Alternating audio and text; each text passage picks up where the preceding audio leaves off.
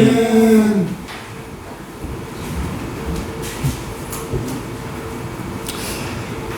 오늘 본문인 역대하의 구조를 살펴보면 역대하 2장에서 4장까지는 솔로몬 왕이 예루살렘 성전을 건축하고 그 안에 필요한 기구들을 준비한 과정을 자세하게 기록하고 있습니다.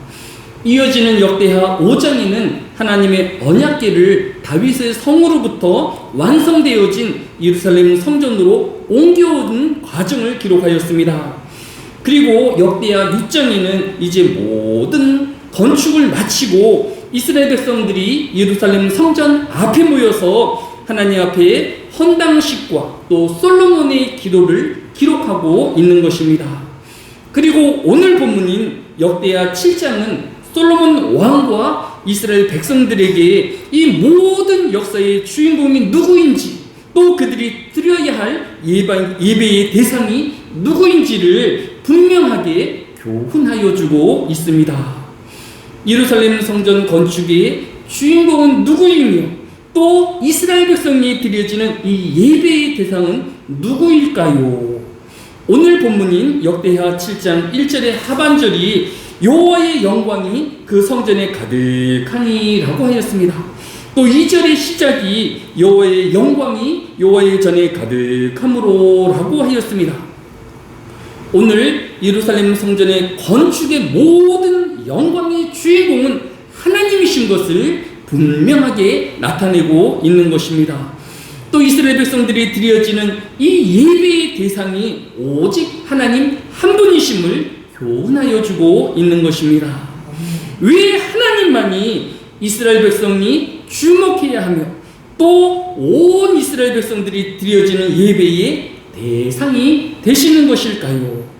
하나님은 이스라엘 백성이 애굽에서 400년 동안의 긴 세월 동안 노예 생활을 마치게 하시고 모세를 보내어 모든 이스라엘 백성들을 애굽에서 해방되도록 하셨습니다. 또 이스라엘 백성을 광야를 거쳐 시내의 산에 도착하게 하였을 때에 출애굽기 20장 2절에서 나는 너를 애굽 땅 종되었던 집에서 인도하여 낸 내 하나님 여호와니라 라고 알려주신 것입니다. 우리가 알고 있듯이 창세기 20장에는 10계명이 기록한 장인데 이 10계명의 주인공이시고 또 주신 하나님이 어떤 분이신지를 교훈하여 주고 있는 것입니다. 이스라엘을 출애굽 시키신 분도 하나님이시고 또 시내의 산에서 10계명을 주신 분도 하나님이시고 또 예루살렘 성전을 건축하신 그 모든 역사의 주인공이 한 분이신 하나님이심을 증거하고 있는 것입니다. 그래서 출애굽기 20장 3절에는 첫 번째 10계명의 계명으로 너는 나 외에는 다른 신들을 내게 두지 말라라고 명령하고 있는 것입니다. 이제 솔로몬 왕과 온 이스라엘 백성이 예루살렘 성전을 건축하고 드린 이 감사의 예배의 대상이 오직 하나님 한 분이셔야 하는 것입니다. 그런데 구약 성경뿐만 아니라 신약 성경인 에베소서 4장 6절에서도 하나님은 한 분이시니 곧 만유의 아버지시라 만유 위에 계시고 만유를 통일하시고 만유 가운데 계시도다라고 하였습니다. 또 야고보서 2장 19절은 내가 하나님이 한 분이신 줄을 믿느냐 잘하였도다 귀신들도 믿고 떠느니라 라고 하였습니다. 이방인인 오늘날의 모든 성도가 만나야 할 뿐이며 또 드려지는 예배의 대상이 또한 이 하나님 한 분이심을 교훈하여 주고 있는 것입니다. 요한계시록 4장 11절에서 우리 주 하나님이여 영광과 존귀와 권능을 받으시는 것이 합당하오니 주께서 만물을 지으신지라 만물이 주의 뜻대로 있었고 또 지으심을 받았나이다 라고 하였습니다. 오늘 우리가 이 주일에 드려지는 예배의 대상이신 하나님은 천지를 지으시고 이 시간도 세상을 섭리하고 계시는 창조의 하나님이시기 때문인 것입니다. 이스라엘 백성들도 또 오늘의 모든 성도들도 이 세상을 창조하여 주시고 섭리하시는 그 하나님의 은혜 안에 있는 자이며 그 하나님을 영화롭게 하고 예배드리는 존재가 되어야 하는 것입니다. 이후로도 우리의 삶이 오직 한 분이신 하나님만을 섬기며 그 하나님만을 예배하는 저와 여러분 되어지시기를 예수님의 이름으로 축복합니다. 또 출애굽기 20장 4절에는 너를 위하여 새긴 우상을 만들지 말고 또 위로 하늘에 있는 것이나 아래로 땅에 있는 것이나 땅 아래 물속에 있는 것에 어떤 형상도 만들지 말며라고 하였습니다. 하나님은 이스라엘 백성들에게 다른 신을 또 다른 우상을 섬기지 말 것을 명령하고 있는 것입니다. 그러면 오늘날 우리에게 나타나 있는 우상은 무엇일까요? 우리가 흔히 아이돌 스타라는 말에 익숙해져 있습니다. 아이돌이라는 뜻은 영어로 우상이라는 뜻을 가지고 있습니다. 왜 현대시대에 기독교인이나 또 기독교인이 아닌 사람들도 아이돌이라는 말을 흔하게 말하며 듣게 되었을까요?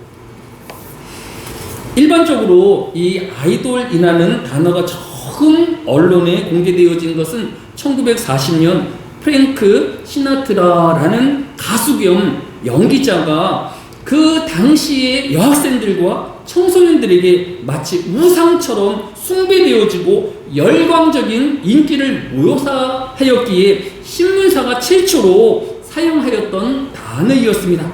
그러나 이것은 단순한 해프닝이었고 그 이후로는 잊혀져서 아이돌이라는 단어가 더 이상 회자되어지지 아니하였습니다. 그런데 얼마 전부터 일본과 한국에서 젊고 잘생긴 가수들이 폭발적인 인기를 끌게 되어지자 그들의 팬들이 그들을 숭배하고 또 우상적으로 여김으로 이 팬들을 아이돌이라는 명칭으로 불리우게 되어진 것입니다. 이제 아이돌이 하나님보다 더 높아지게 되었고 성경과 다른 교훈과 또 가치를 내어놓아도 그들의 팬들에게는 그러한 것이 아무런 문제가 되어지지 않냐고 일방적으로 추종해가는 문화를 우리는 경계해야 하는 것입니다. 예를 들어서 요즘 청소년들과 많은 사람들을 열광하게 하는 영화 K-POP 데몬 헌터스라는 영화가 있습니다. 일반적으로 영화는 극장에 개봉하기 위하여 제작하는 것이 일반적인데 이 캐더한이라고 불리우는 K-POP 데몬 헌터스는 극장 상영을 목적으로 제작된 것이 아니라 넷플릭스, 즉 온라인 넷플릭스를 목적으로 제작되어진 것입니다. 그런데 이 헌터스가 지금 지난주에 미국에서 1700개의 극장에서 오프라인 상영을 결정하였는데 벌써 1000회 분이 매진되었다라고 합니다. 이 영화의 내용은 아이돌 멤버 3명이 사탄과 마귀를 때려 부순다는 내용을 배경으로 하고 있습니다. 우리나라에도 이렇게 사탄과 마귀를 귀신을 배경으로 하는 파묘라는 영화가 있었고 지금도 극장에서 상영 중인 강령이라는 영화가 상영되어지고 있습니다. 사람이 귀신을 쫓아내고 마귀를 때려 부신다는 내용이 과연 기독교적이고 성경적인 교훈일지는 살펴보아야 하는 것입니다. 먼저 성경을 살펴보면 누가복음 11장 14절에 보면 예수께서 말 못하게 하는 귀신을 쫓아내시니 귀신이 나가매 말 못하는 사람이 말하는지라 무리들이 놀랍게 여기거늘이라고 하였습니다. 예수님의 공생의 사역 중에는 수많은 귀신들을 내어 쫓고 사람들을 억압하는 귀신들을 내어 쫓는 기적들이 여러 곳에서 나타나 있는 것을 볼 수 있습니다. 뿐만 아니라 사도행전 16장 18절에는 이같이 여러 난을 하는지라 바울이 심히 괴로워하여 돌이켜 그 귀신에게 이르되 예수 그리스도의 이름으로 네게 명하노니 그에게서 나오라 하니 귀신이 즉시 나오니라 라고 하였습니다. 예수님뿐만 아니라 사도들도 사도 바울도 귀신을 꾸짖고 내어 쫓는 기록이 복음서에 나타나 있기도 한 것입니다. 또 마가복음 16장 17절에는 믿는 자들에게는 이런 표적이 따르리니 곧 그들이 내 이름으로 귀신을 쫓아내며 새 방언을 말하며 라고 기록되어 있는 것을 볼 수 있습니다. 이 구절을 중심으로 해서 모든 믿는 사람, 즉 성도가 당연히 귀신들을 내어 쫓고 당연히 방언을 말할 수 있어야 한다라고 주장하는 사람들도 있는 것을 볼 수 있습니다. 그러나 이렇게 귀신을 내어 쫓고 방언을 해야만 구원을 받는 것이고 또 하나님의 나라의 유업을 얻는 것이 아님을 알아야 할 것입니다. 종교개혁가인 켈빈은 주후 1세기, 즉 성경에 나타났던 주의 제자들 이후로는 이런 축사의 능력이 소멸되었다라고 해석하고 있는 것입니다. 그래서 그러나 캐톨릭은 1999년 바티칸 교황의 지침에 따라서 귀신을 쫓아내는 방법에 대해서 자세하게 기록하여 놓기도 하였습니다. 캐톨릭에서 축사하는 방법은 첫째로 이 귀신 들린 사람으로 지목되어진 사람은 먼저 신체적인 병이 아닌지 의사에게 진찰을 받아야 합니다. 두 번째로 이 사제가 이 구마 예식을 행하기 전에 귀신 들린 사람이 또 자신이나 주변에 있는 사람들을 해치지 못하도록 결박해야 한다라고 규정하고 있습니다. 세 번째로 이 사제는 이 기록되어진 기도문을 드리우고 또 만약에 예식을 중간에 중단하게 되어지면 이 사단이 사제와 주변 사람들을 괴롭히기 때문에 끝까지 이 귀신을 내어 쫓을 때까지 멈추어서는 안 된다라고 하였습니다. 그래서 이 귀신을 내어 쫓기까지 몇 년이 걸려서라도 이 귀신과 싸워야 한다라고 캐톨릭에는 규정되어 있는 것을 볼 수 있습니다. 그러나 이 모든 절차가 또 우리에게 들려지는 모든 이야기들이 다 성경의 뒷받침과 또 성경의 진리를 담고 있지 않은 것 또한 알아야 할 것입니다. 중요한 것은 예수님께서 마태복음 12장 43절로 45절에 더러운 귀신이 사람에게 나갔을 때에 물 없는 곳으로 다니며 쉬기를 구하되 쉴 곳을 얻지 못하고 이르되 내가 나온 네 집으로 돌아가리라 하고 와보니 그 집이 비고 청소되고 수리되었거늘 그가 가서 저보다 더 악한 귀신 7을 데리고 들어가서 거하니 그 사람의 나중 형편이 전보다 더욱 심하게 되는지라. 이 악한 세대가 또한 이렇게 되리라라고 하였습니다. 중요한 것은 귀신을 쫓아내는 것이 아니라는 것입니다. 귀신을 쫓아낸다 한들 더 많은 더 악한 귀신들이 그에게 붙들리게 되어지고 그 사람을 해할 수 있음을 교훈하여 주고 있는 것을 볼 수 있습니다. 따라서 성경은 귀신을 내어 쫓는 것에 더 중요점이 있는 것이 아니라 귀신이 우리를 지배하지 못하도록 하는 것이 훨씬 더 중요함을 교훈하고 있는 것을 볼 수 있습니다.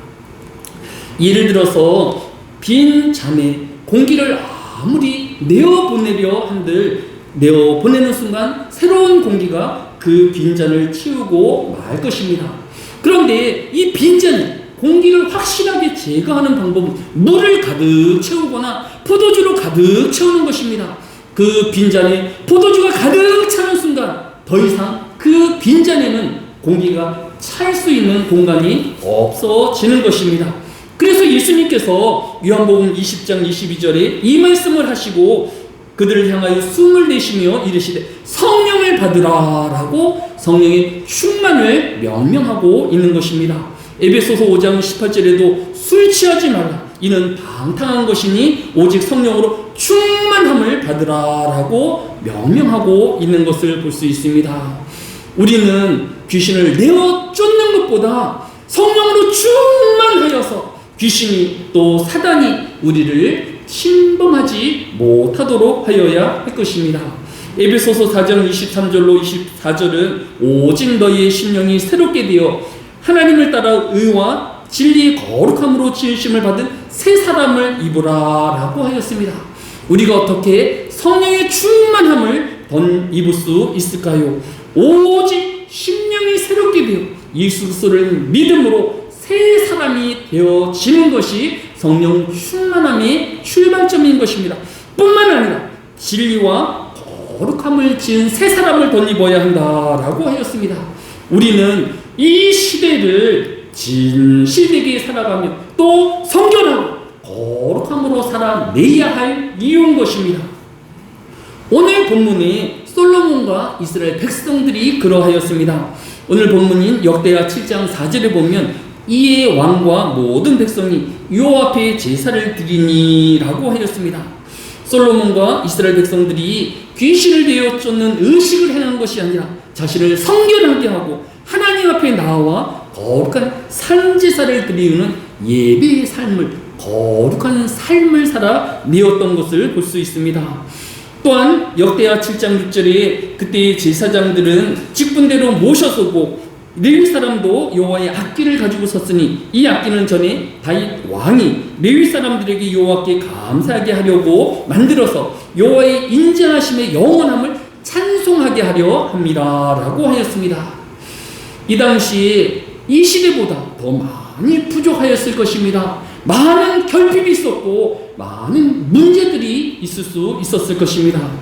그런데 이 오랜 궁핍의 시대에도 이들은 불만과 원망 대신에 하나님께 감사였고 하나님을 찬양하는 자리에 서 있는 것을 볼 수 있습니다. 오늘 우리의 삶이 원망과 불평과 비교할 것이 아니라 그 하나님을 찬양하는 삶이어야 하고 또 그 하나님께 감사한 새 사람이 되어야 하는 것입니다.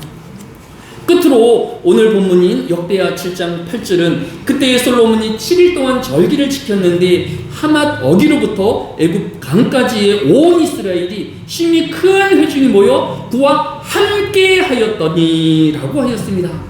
솔로몬은 이스라엘의 왕이었고 이스라엘 백성들은 전국에서 모여든 서로 다른 신분과 환경을 가지고 있었지만 하나님 예배하는 자리는 똑같은 자리에 함께 모여서 하나님을 예배하였다라고 하였습니다.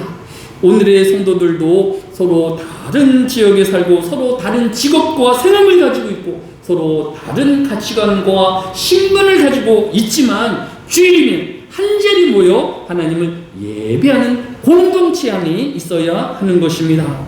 이렇게 오늘 한 분이신 하나님을 역사의 주인공으로 예배의 대상으로 섬기었던 이스라엘 백성과 같이 온 성도들이 오직 하나님만을 경배하며 예배하여야 할 것입니다. 이 시대에 여러 성경에 나타나 있지 않은 다른 예배의 대상과 또 우상을 숨기우는 그런 자리를 떠나 성령의 충만함을 받는 저와 여러분이 되어야 할 것입니다.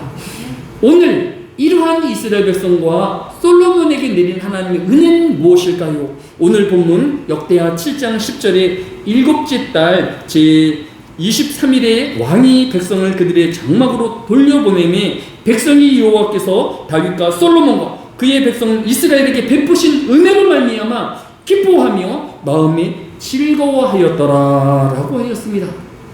우리는 세상의 욕망과 육체로 만족과 즐거움을 구할 것이 아니라 이 하나님의 은혜로 기쁨과 즐거움을 누리는 저와 여러분이 되어야 할 것입니다. 하나님을 찬양하며 또 하나님을 예배하는 것으로 인생의 기쁨과 즐거움을 삼는 저와 여러분 되어주시기를 예수님의 이름으로 축복합니다. 사랑이 많으신 아버지 하나님, 이 한날에도 썩어져가는 세상의 풍속을 쫓는 것이 아니라 오직 성령의 충만함을 받는 주의 백성들이 되어지게 하여 주시기로 합니다. 이래 우리에게 주실 새해 한 주간도 진리와 또 거룩함으로 살아내어 하나님의 영광을 드러내게 하여 주옵소서. 우리의 여러 환경이 서로 다르지만 감사하는 삶이 되어지게 하여 주시고 찬송함으로 하나님의 영광을 돌리게 하여 주시기로 합니다. 흩어져 있는 모든 하늘의 교회 성도들이 주일이면 한절이 모여 하나님을 예배하는 믿음의 공동체로 하나님의 영광을 돌리게 하여 주시려 합니다. 이러한 믿음으로 우리의 즐거움과 기쁨을 삼는 모든 성도들 되어지게 하여 주옵소서. 감사를 드리오며 예수님의 이름으로 기도드렸사옵나이다. 아멘.